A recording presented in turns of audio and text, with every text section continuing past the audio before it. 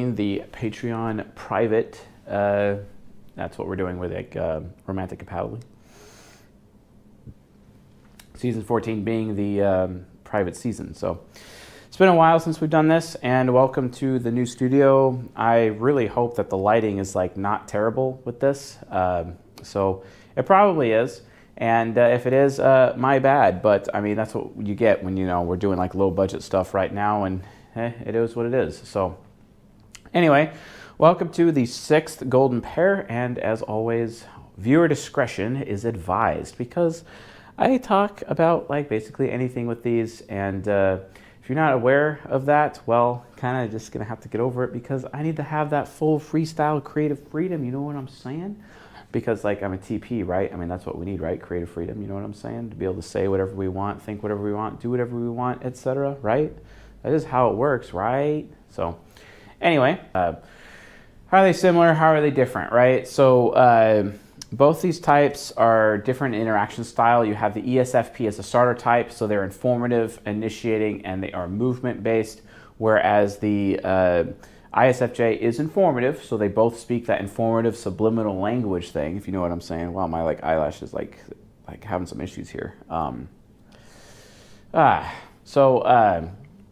ISFJ is informative, they're responding, unlike the ESFP, and they are control-based, so they're very outcome-focused and have a specific process for every outcome they so desire, whereas the EFP is very movement-oriented. It's all about having a master process that affects everything, etc., and that's just kind of the direction that they go with it.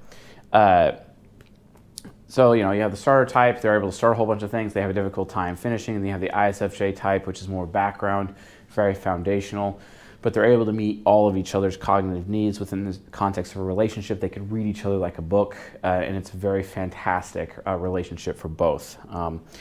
Temperament-wise, they're also different. Now remember, when it comes to sensors compared to intuitives should definitely be within their own temperament, but sensors need to really consider being outside of their temperament, because sensors benefit from having the security of a traditionalist and the freedom of an artisan all in one place. That way they're able to impact the world and each other in such a way that makes sense and is actually beneficial, right? So just keep that in mind. Also, given the fact that one's extroverted, one's introverted, remember, when you have an introverted space, okay, introversion counts as one person or two people. Extroversion is when you get into 3 or more. So 3 is a crowd, but it takes 2 to tango, and 2 to tango still counts as an introverted situation. This is why extroverts and introverts can be together from a romantic compatibility standpoint. So, and let's talk about those compatibilities. They have different temperaments, which again is another difference. With the ESFP, they're very in the moment. They're all about being a freedom-based creator. They impact the physical environment around them. They're all about performing and having top performance. Whereas the ISFJ, they're very behind the scenes, very shadowy. They don't like being exposed, especially exposed to other people, even though they can be really alienating to other people. But that's where the ESFP comes in, because the ESFP actually helps the ISFJ become less alienating and more social.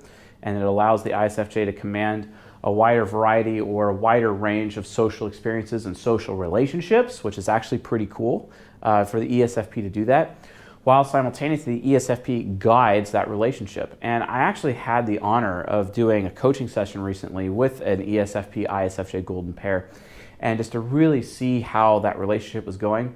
There's a lot of benefits. Obviously they were really focused on some of the negatives of the relationship, but they had a really hard time seeing all the benefits that they had, and it was necessary, because it's okay, well, hold on. The grass is not going to be greener anywhere else. The relationship you have and the fact that you guys have a golden pair already is actually a pretty rare thing.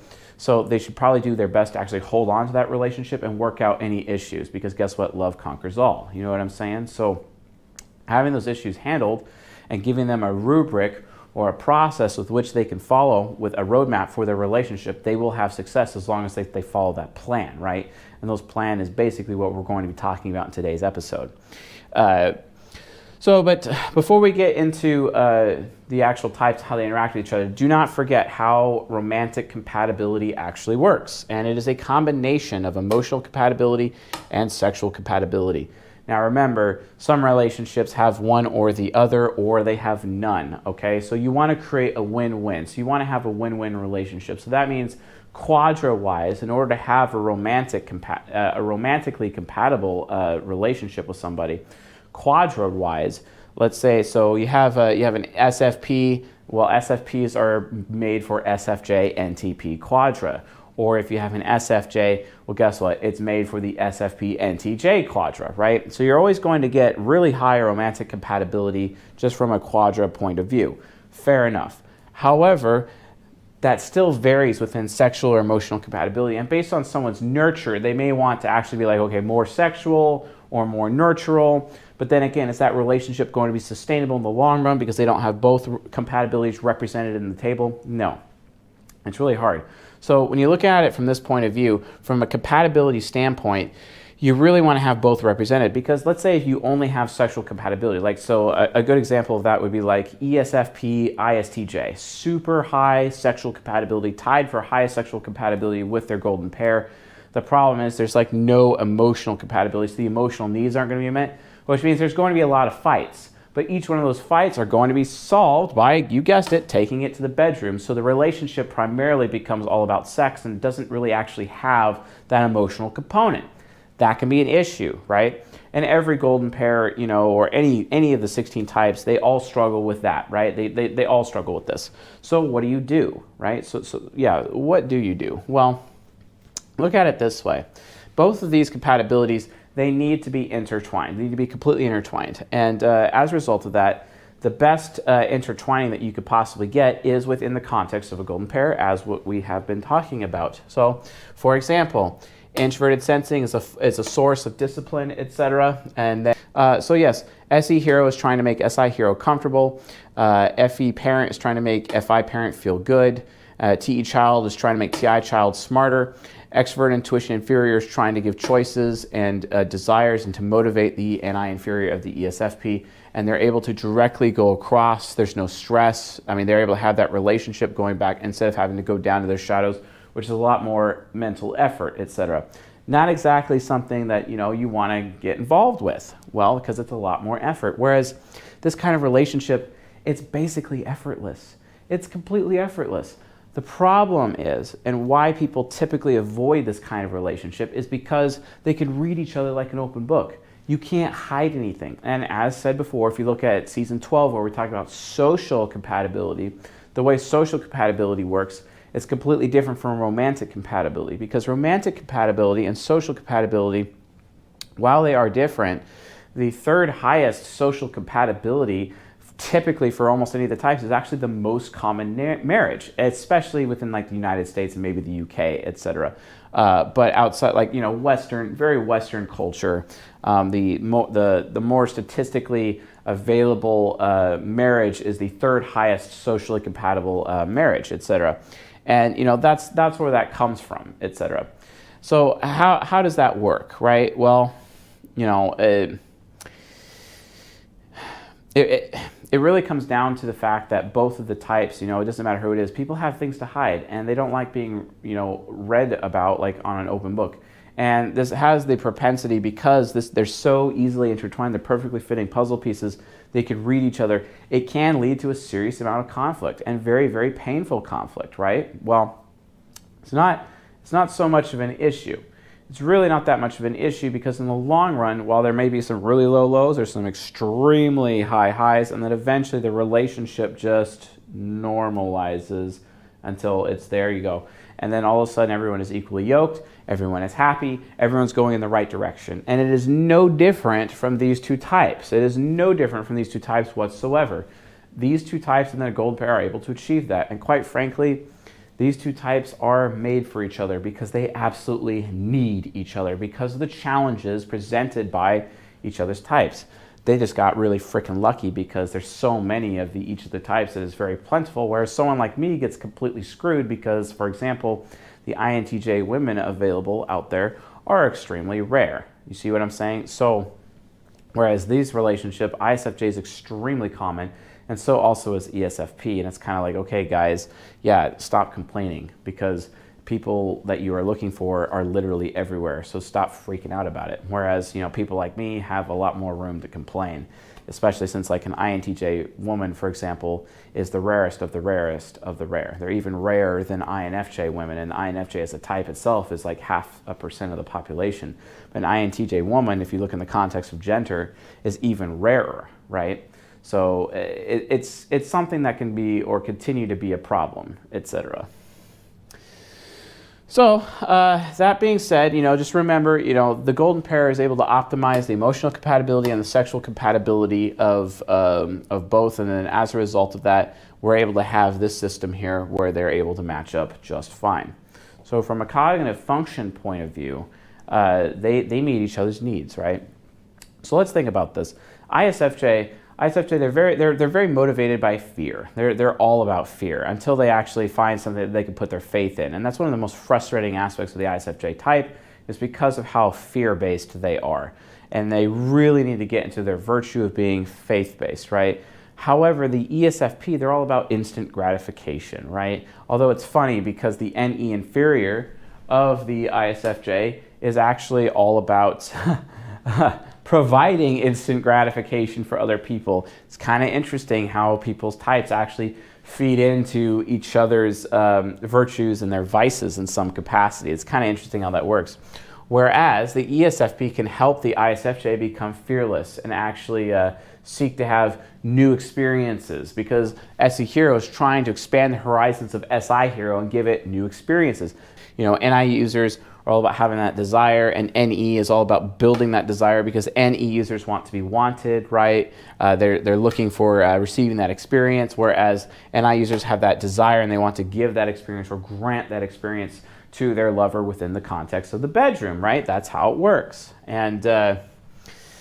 And it creates this energizing cycle between the two. But then like emotionally, it's also very interesting as well, because ISFJs are all about trying to make ESFPs feel good about themselves and feel better. And they always speak highly of their ESFP. They're always being like, oh, I think you're the greatest, because TI is like, I think so highly of you to the TE child. And the TE child's like, oh, they think so highly of me. They really love me. I feel really good about them.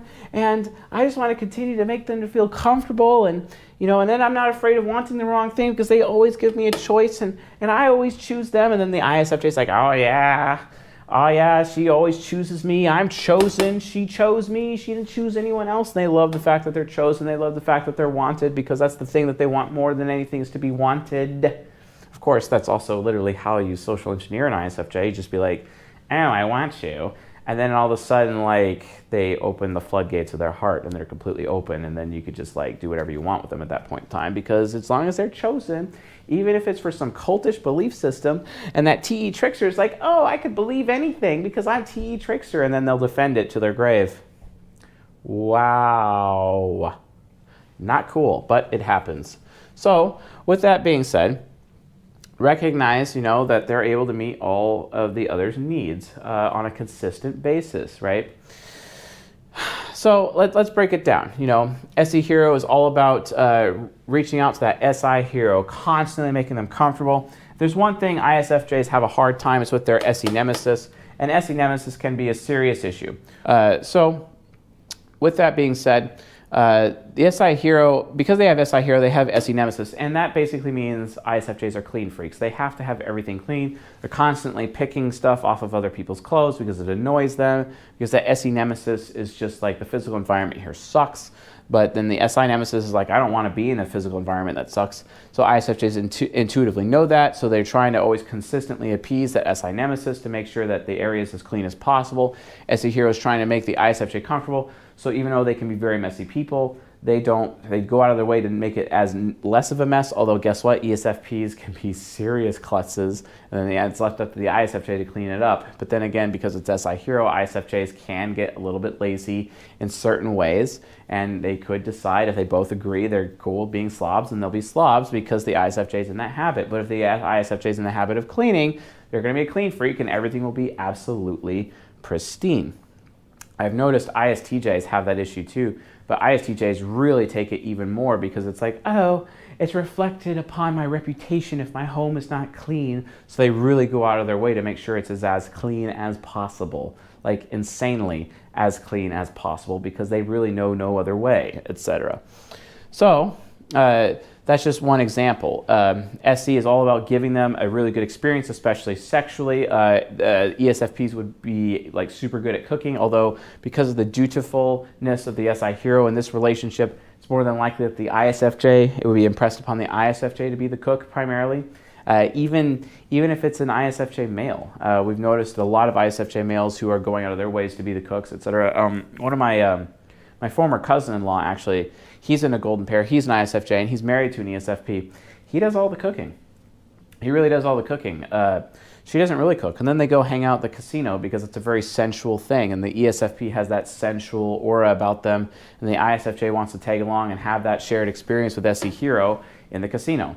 You'll see this golden pair hanging out at the casino all the time. That's just what they do. And for some reason, I don't know why they think it's okay to just hit that button on the slot machine like zombies over and over and over again, thinking like something's going to happen. I mean, isn't the definition of insanity doing the same thing over and over again and expecting a different result? Guys, yeah, I'm sorry. Like, I'm not a fan of gambling. Really, I'm not. Unless there's like some actual strategy. Like blackjack and poker, there's some actual strategy there. And there's a chance that external factors outside of you or your relationship with the house, you know, could actually determine the outcome. So based on that, it's like, okay, well, what's the point, right? What's the point? And then, so ESFPs, because they have TE child, they take their reputation very seriously, and they actually draw their self-worth upon whether or not they take, whether or not people think highly of them. And then the ISFJ is consistently protecting the reputation of the ESFP on a consistent basis, right? Oh, I so think highly of my ESFP, etc.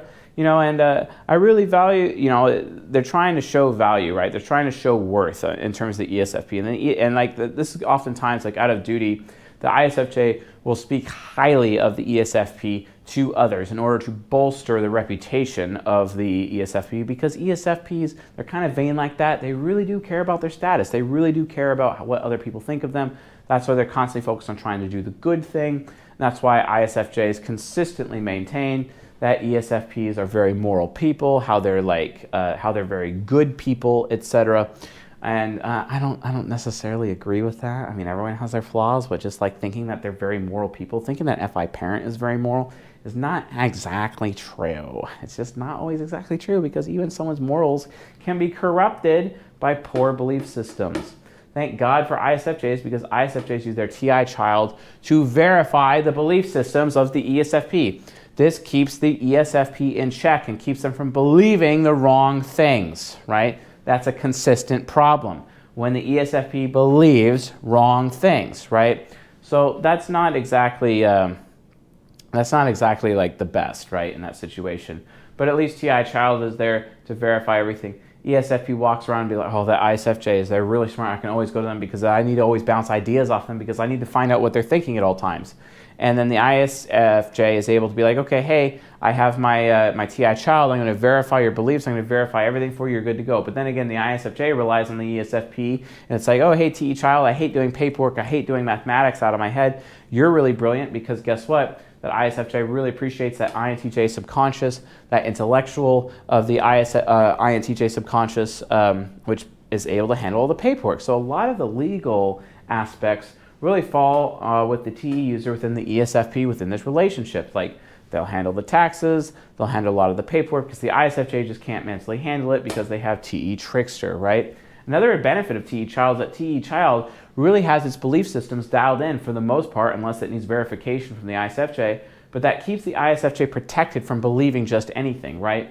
And that's oftentimes because of the free spirit of the ESFP. The ESFP is not going to get bogged down by cultish behavior that the ISFJ typically gets bogged down by, because if the ISFJ is chosen by a cult, that really makes that ISFJ special. And here comes the ESFP, they get into a relationship, the ESFP is like, well, I don't feel good about that. Why do you think that's true? Cite your sources. Cite your sources. And can the ISFJ cite their sources?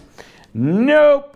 So as a result of that, the ISFJ's belief system starts to change and actually becomes more in line with the ESFP over time. Thank God for that, because I'd rather have FI parent morals instead of the FE culture of the cult that the ISFJ just happens to be a part of. And guess what? How many times have I heard ESFPs saving ISFJs from cultish behavior? It is actually very consistent. That's like a normal thing, folks. That's a very normal thing. Thank God for ESFPs and their like mood of their FI parent be like, oh, I'm not in the mood to go to church today. Thank God for that, because then ISFJs are able to actually think for themselves instead of having to rely on the culture of their FE parent, right? Because the problem with the ISFJs, they defend that culture consistently. They literally defend the bad behavior of a cult or a church or a religion or a belief system, and they force their family and their children and everybody else to deal with that. And it's really frustrating. It's extremely frustrating that they do this. It's especially bad if the ISFJ gets caught up in like MLMs, multi-level marketing groups, because then they just violate all of the social relationships they have from a business point of view. And then as a result of that, guess what? That TI child continues to alienate people. That's the other problem of the ISFJ, because of how alienating they can become. And guess what? The ESFP is all about making people feel comfortable, or all be about comfort, and then have people think highly of them. So they have a really big Rolodex, a vast amount of relationships with people, constantly able to introduce the ISFJ to other people on a regular basis, which increases the ISFJ's social outlook, brings them out of their shell. Then as a result, they're able to have a much improved life, a much better life, right? And I think this is really necessary, because as a result of that, right, the ISFJ can have a wider variety of relationships, even though they are a super introvert and they're very behind the scenes. All they have to do is drink their cup of personality, according to my mother, get some caffeine going, go ENTP subconscious, and start talking about metaphysical concepts or scientific concepts with other people around them, and they're pretty good. And then they do it in a very helpful way with their FE parent, and they're very nurturing. The ISFJ is extremely nurturing, doing their duty, etc., as a result of nurturing. And they're able to provide proper warnings to people in their life with their extrovert intuition inferior, because it's like, hey, I had this experience. I was in this cult one time. Definitely not an experience you're going to want to have. So I suggest you consider other options, have other choices, etc., which helps the ESFP out, because the ESFP is super insecure and afraid about what it is that they want consistently, such that it can be a huge problem, right? They just don't know what they want. And the ISFJ, because of their vast experience, they remember everything, and they have this such long-term memory, such that when the ESFPs, living in the moment, they have their long-term memories pushed out of their brain as soon as new information comes out. But guess what? The ISFJ is already tracking, because if it was a shared experience between the two, the ISFJ remembers it. Also dutifully takes photos of memories and stores memories for the sake of the ESFP SE hero. So that the ESFP is always reminded of those shared experiences that they had. That way the ESFP is always aware that, yes, our relationship was actually real. It actually existed. It was a real thing, right? That's where that comes from, right? So anyway, understand that.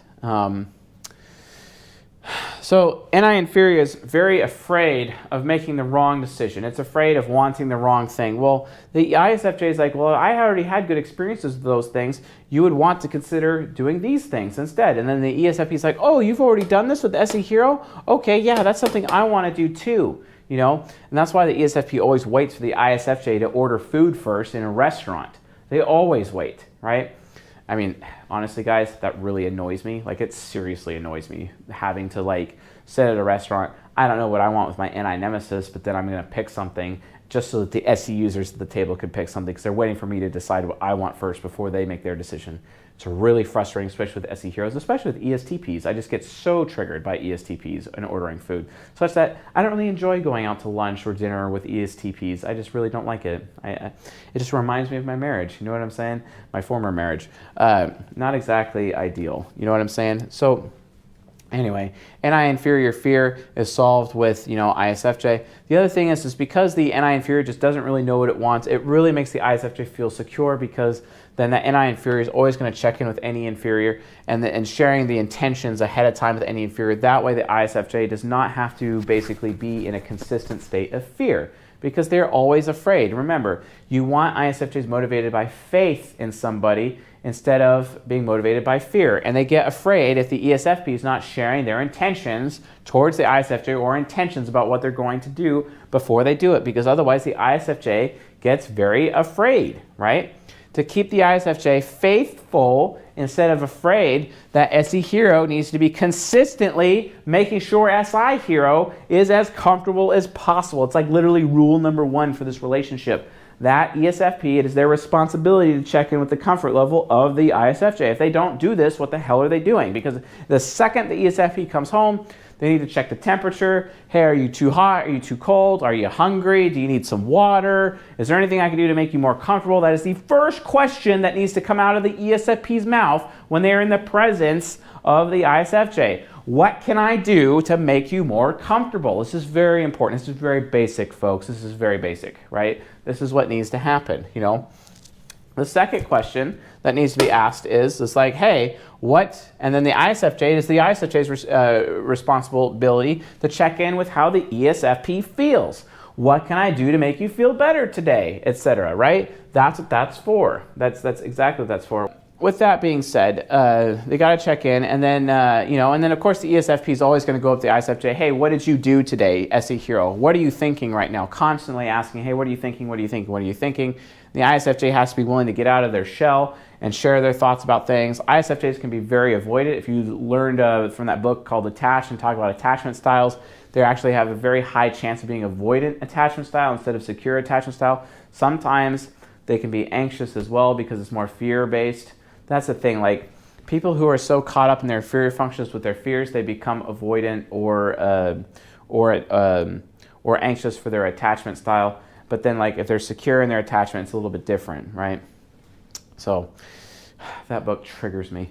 But being that as it may, they really cover each other's bases in this area, and the anti-inferior is just not sure what it wants, but then it checks in with the ISFJ. It keeps them less afraid. They don't have to worry about it. But here's the thing. If SE hero has been consistently keeping the ISFJ as comfortable as possible, if that is a thing, right? If that's normal, guess what? The ISFJ will remember all those experiences built up over time. It increases their loyalty towards the ESFP. The ESFP never has to be afraid of the ISFJ leaving them, while simultaneously it allows the ISFJ to be as faithful as possible. And guess what, folks?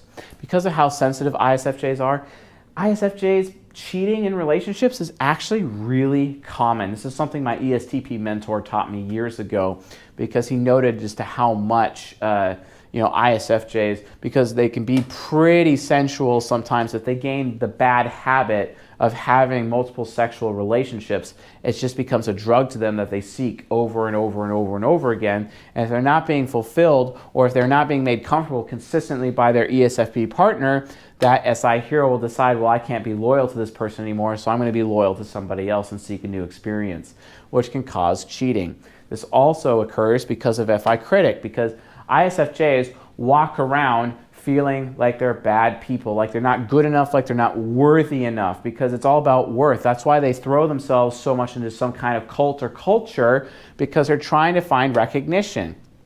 Well, guess what? That ESFP provides recognition to the ISFJ so they can emotionally feel good about themselves, like, oh, they're providing recognition. Here's the problem. This relationship breaks apart as soon as the ESFP, in their selfishness, because guess what? FI parent can be very selfish.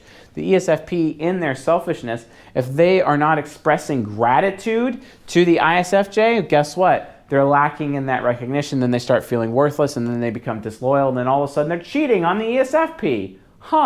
Because then they're like concerning myself, well, why do I even bother if I'm not going to be appreciated? Guess what? I guess I'm going to have to move on from the relationship. And then all of a sudden cheating happens, because that ENTP subconscious locks in, ESFP shadow locks in. They're both starter types, and they end up starting things, and then the ISFJ is at risk of jumping the gun, right? And ergo, they begin starting a new relationship before the other one with the ESFP ends. And then all of a sudden you have drama on your hands, because it's like technically cheating at that point. Something to be aware of with this type. So, based on that, don't do that. Like, seriously, don't do that. Like, there's no reason. So, and again, and this also counts sexually, like that, because you have to know something about SI hero. SI hero is very optimistic. It's all about seeking experiences, and it seeks sexual experience. And you know what? Guess what? SI hero, it initiates with people, even though typically SE users, or it's on SE users or NI users to initiate sexual intimacy. SI heroes, or at least introverted sensing introverted sensing functions that are optimistic, typically, optimistic within hero or child slots, typically actually initiate sexual intercourse, for example, on a regular basis. And it's not always up to the SE user.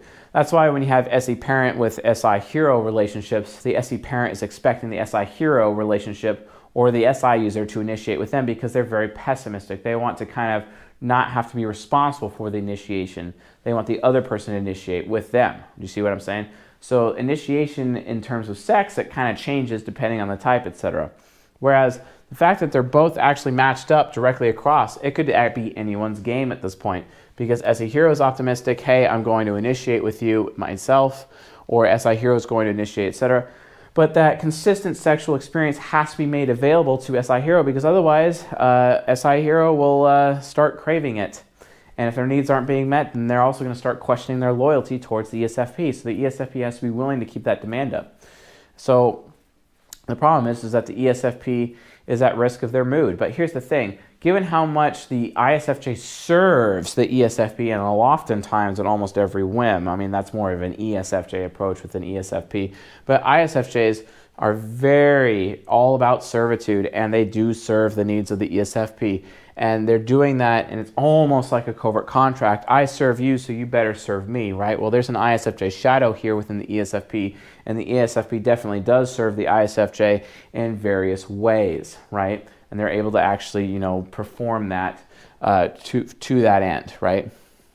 So ESFPs are also all about obligating ISFJs with SE Hero. They're all about their self-importance. ISFJs are all about other people's self-importance and bringing up the self-importance of others, such that those people who are self-important would actually appreciate all of that work, all of that investing the ISFJ does. This is especially true in even if something as simple as the ISFJ cooking dinner or doing the dishes. They need that amount of recognition. Recognition is everything to them. It's absolutely everything. And it is very, very, very crucial from a cognitive functional standpoint that you give that FE parent what it needs. The other thing is too, sometimes ESFPs have this difficulty where it's like, well, I don't exactly believe what you're telling me, TI child. The problem is the TI child, it always needs to be listened to. It always needs to have its day in court. TI is all about that. It doesn't matter if TI is wrong or right, or if you don't believe what TI says. If you're not taking the time to listen to TI, you're going to get thrown in the dumpster. Not good. Not good at all, It goes even further. If the ISFJ feels unwanted, like maybe you're rejecting them when they're trying to initiate with you with sex, when typically you would initiate because you're an ESFP, for example, the ISFJ's loyalty is going to start to fade. And then all of a sudden they'll be loyal to someone else, and that'll lead to cheating. You can't do that. The ISFJ needs to consistently feel wanted and desired by you, the ESFP. It is absolutely crucial. If you do not do that, well, that's going to be a problem. It'd be just like an ISFJ telling the ESFP you don't have any freedom of choice and I'm going to force you to do this thing against your will, whether you like it or not, right? Yeah, that's going to go over well, right? Although it happens all the time. So just realize that there are some serious risks with this relationship, just as much as there's risks with any relationship. ISFJs, more than anything, need to feel wanted and desired, and ESFPs, more than anything, need to be given a choice. Well, here's the thing, ISFJs, give that ESFP choices. Just make sure that those choices always benefit you in the end, whatever choice you give the ESFP.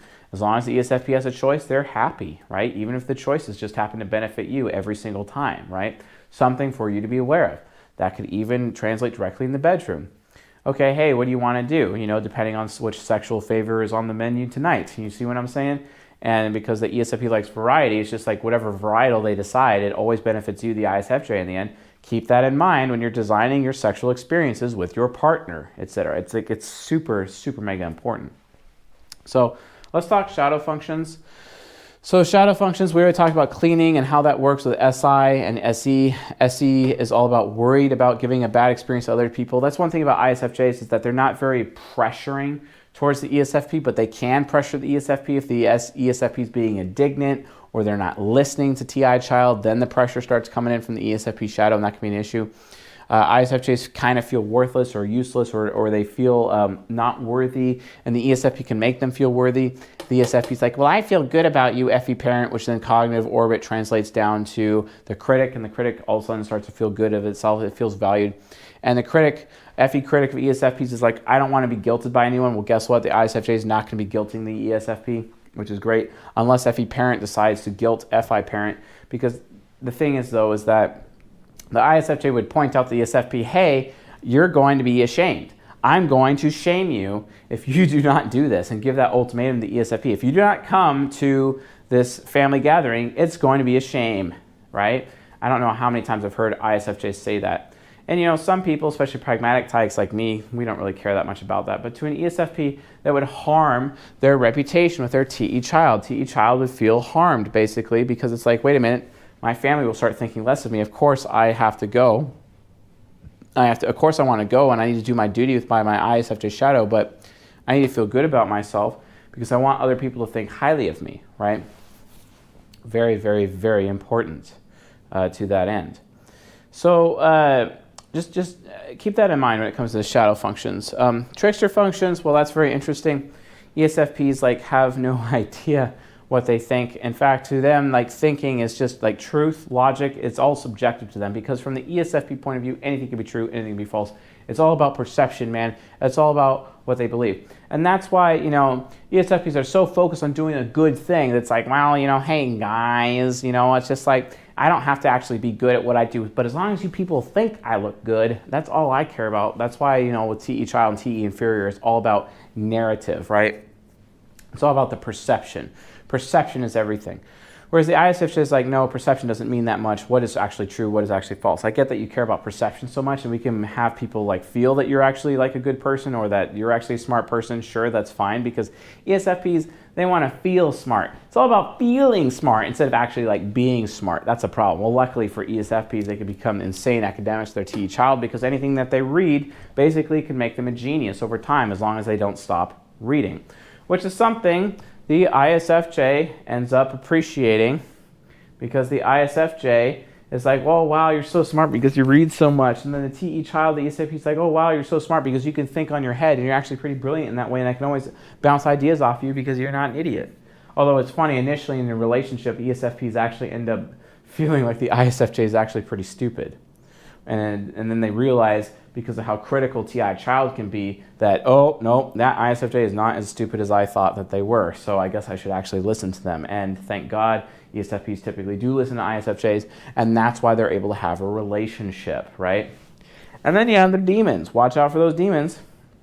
Let me tell you, you don't want NI demon there plotting your destruction, or you don't want ENTP demon willing to backstab you at any moment's turn and really work to destroy your future. You never want that. Well, guys, how do you avoid that? Well, it's pretty simple.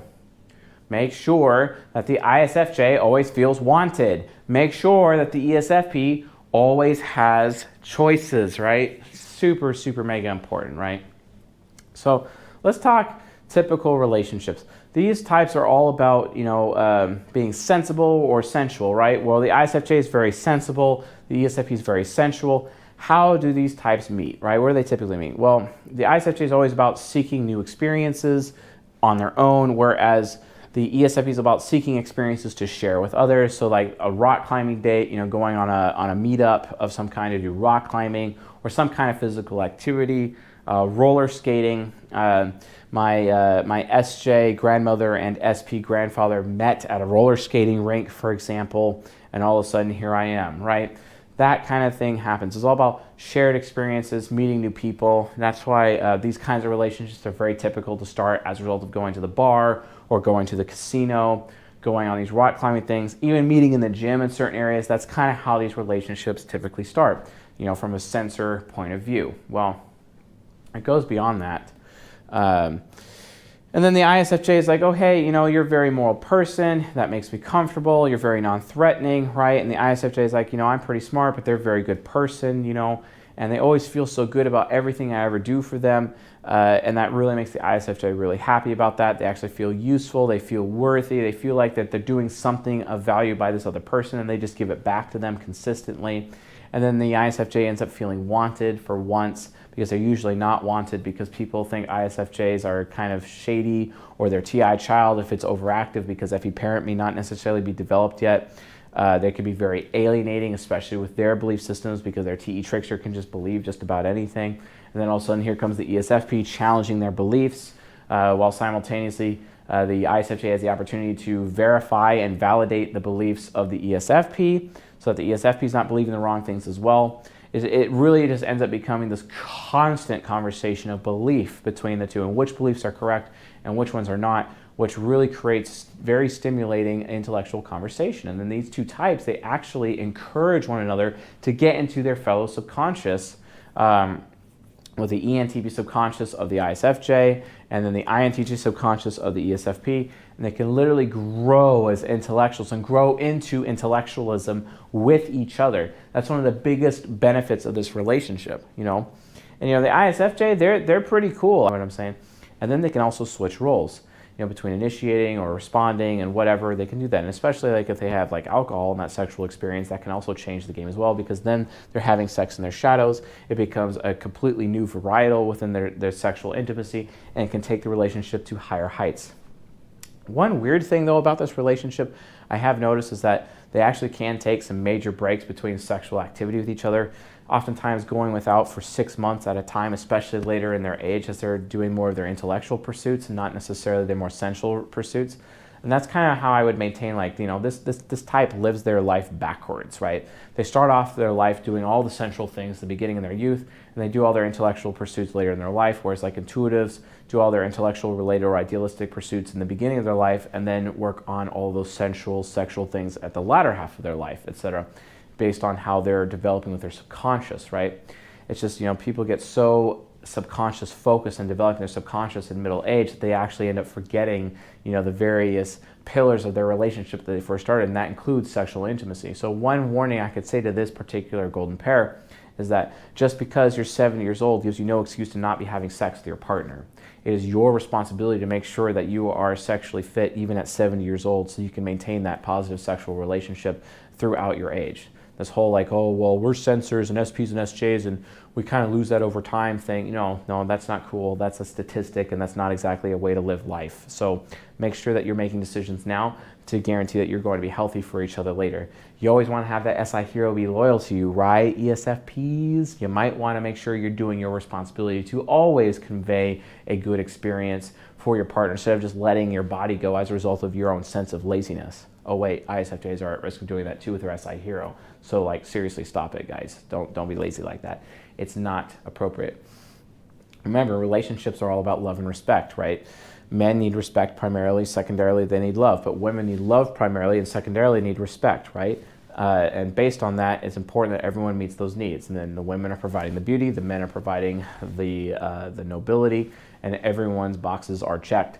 You have to make sure that those boxes remain checked, you know, because here's the thing.